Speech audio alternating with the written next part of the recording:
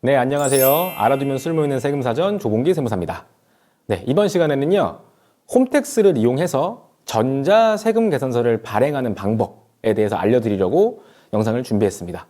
네, 이미지 캡처 화면을 통해서 준비를 했으니까요, 실제 발행을 하실 때 이 영상을 좀 틀어놓고서 그대로 따라 하시면 좀 더 쉽게 발행하실 수 있을 겁니다. 네, 들어가 보시죠.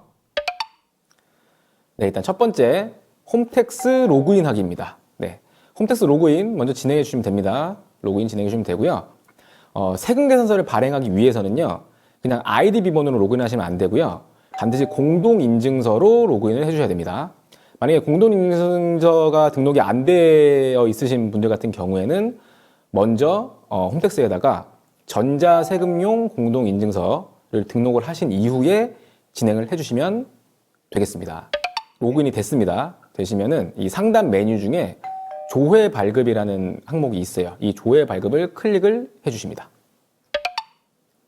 조회 발급 클릭을 하시면요, 이런 화면이 뜨는데요. 여기 보시면 전자세금계산서라는 메뉴가 있어요.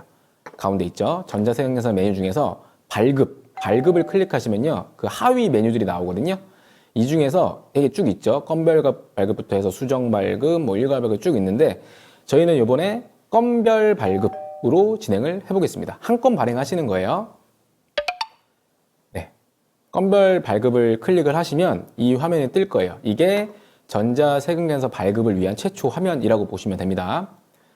여기 보시면요, 일단 기본적으로 종류가 일반 과세라고 세팅이 되어 있어요. 기본 설정 값이 되어 있는데 만약에 저희가 발행하는 그 세금계산서 종류가 영세율 세금계산서를 발행할 거다, 또는 위수탁이나 위수탁 영세율 세금계산서를 발행할 거다라고 하면은 변경해 주시면 됩니다.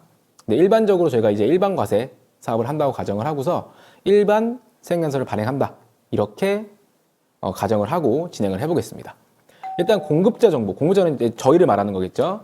저희의 정보 같은 경우에는 저희가 홈택스 가입할 때 입력한 정보들이 그대로 불러와져요. 그래서 특별히 안 건드리셔도 됩니다. 바뀐 게 없으면. 그렇게 되시면 되고요. 다음 보시죠.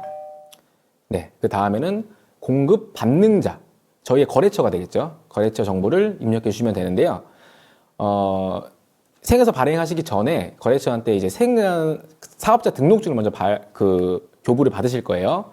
그래서 그 사업자 등록증 상에 있는 정보들을 하나하나 따라서 입력을 해주시면 돼요. 좀 되고요. 만약에 기존에 이미 홈택스를 통해서 발급한 적이 있는 거래처다라고 하면은 이 거래처 조회라고 되어 있죠. 이 거래처 조회라는 기능을 이용해서 바로 정보를 불러올 수도 있다, 이렇게 보시면 됩니다. 다음에 작성일자 입력하기. 이 작성일자가요, 기본적으로 이제 처음 이제 저희가 발행하려고 딱 들어오면은 오늘 날짜로 세팅이 되어 있어요. 세팅이 되어 있고요. 이 작성일자라고 하는 거는 옆에 써 있듯이 공급 연월일을 의미한다. 그러니까 저희가 거래처한테 뭐 재화 또는 용역을 공급을 하잖아요. 그 공급일자를 말씀드리는 거예요. 공급한 날짜가 오늘이 맞다, 그러면 오늘 날짜를 그대로 유지를 하시면 되고요. 만약에 공급일자가 오늘이 아니다 라고 하면은 이 달력 버튼을 누르셔서 날짜를 변경하시면 됩니다. 네, 그 다음으로 밑에 품목과 금액을 입력을 해보겠습니다. 일단 작성일자를 입력을 하시면은 기본적으로 월일은 세팅이 되고요. 품목 같은 경우에는요, 그냥 자유롭게 입력하셔도 돼요. 너무 어떤 틀에 맞춰서 입력하실 필요는 없고요.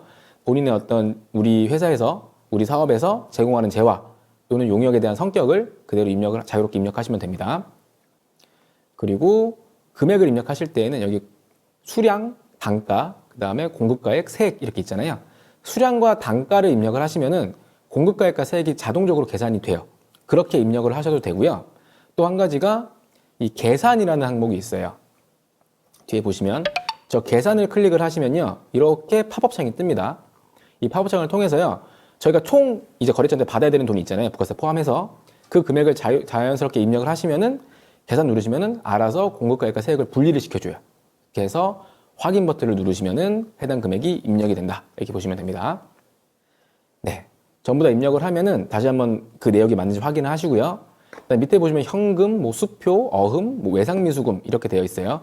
여기에 저희가 받아야 되는 금액을 부가세 포함해서 입력을 하시면 되는데요. 만약에 외상거래다, 이거를 통해서 돈 입금해 주세요 라고 청구를 드릴 목적으로 만약 세무서 발행한다. 그럼 외상거래겠죠. 외상거래일 때는 외상미수금에다가 금액을 입력해 주시면 되겠습니다.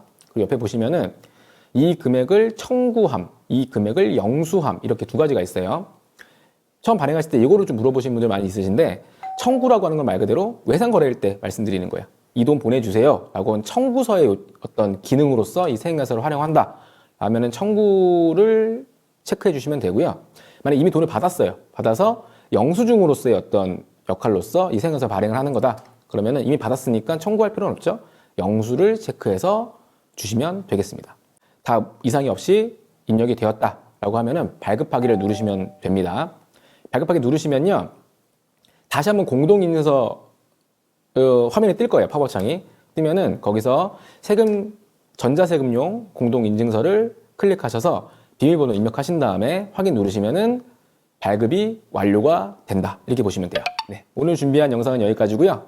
다음 시간에는 좀 더 유익한 주제를 가지고 오도록 하겠습니다. 예, 조봉기 세무사였습니다.